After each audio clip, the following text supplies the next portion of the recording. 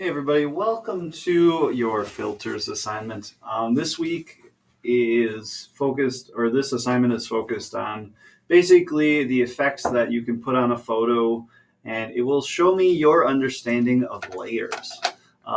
So first, if you want to go to Pixlr E, I'm going to open an image that I just downloaded. So desktop. And it was an image that I created with in my art studio recently.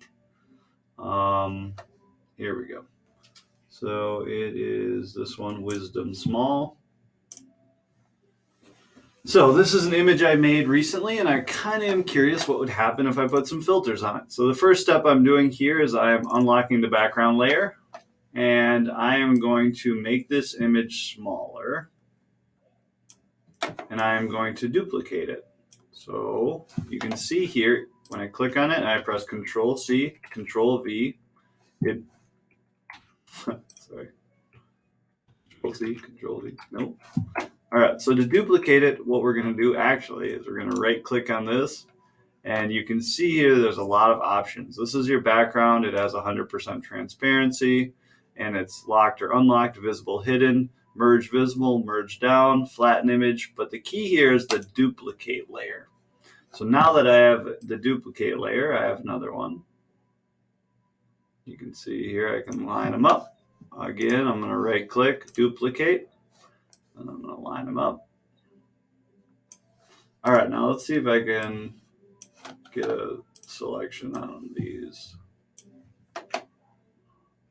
I wonder if I can go like this.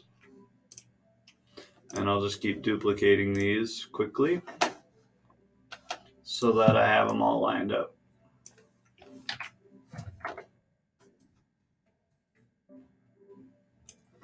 All right. So now what you're going to be doing is you are going to be going in and adding filters to each of these layers. So that's going to be your tasks that you'll be doing, and then turning in your final product that will have the names of the layers underneath what you turn in and these final images. This will help you kind of just know what's going on with the different layers. It will also help you get an understanding of how much variety you can have in an image just by changing the filter on an image. It's kind of fun to see. All right.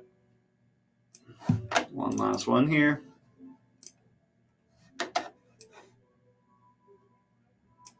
All right, so now we have all of our images lined up, and how I did that again was just on the layers palette.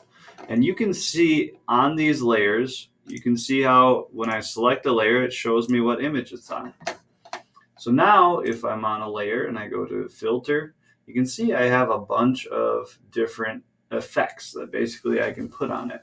Drop shadows, fringe, scaliness, pixelate, mosaic, halftone. There's sharpening, clarity, zoom, smooth. And there's the effects library. So when you click on the effects library here, you can see there's a whole variety of different kinds of effects you can put on something. And in those, you even have more effects you can put on something. So let's turn that one black and white, and then we would just use the type tool to write underneath it what the filter was. All right, so I'm going to, TOM is the filter. So I'm going to just go right here, use the type tool. TOM. And I'll drag that up. Grammarly's working for me right now. All right, so then you're going to go to each of these layers, and you will be using that exact process that we just walked through for each layer. So now I'll go to the next layer, which was this one. And again, I can go to Filter, Effects Library, or I could even try something like this. I can increase a vignette on it. You see how that vignette makes it dark around the edges? Ooh, looks a little more dramatic. The next one, and then I would write vignette underneath it. Let's try bloom. So that just pushes this contrast. Next one. So you get the idea of what I'm doing here. Let's go to the effects library and let's go portrait deep. So that's an interesting effect. And I would finish this off by just writing in again all of the names, put it under the top. If you want to add a background white to it, you can always just make a big selection and make sure you have a new layer at the bottom. I'll move that new layer to the bottom.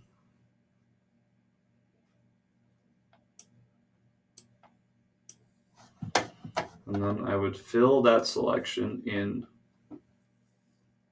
with the paint bucket. Flip this. All right. Control D to deselect. So now I have basically my layers. I would have names. If you wanted to even just copy that and paste the text box, or you can write one big text box with spaces in between. And you would be turning in this after you go through and add the different filters. Thank you so much for watching this. And then when you're done, just click save.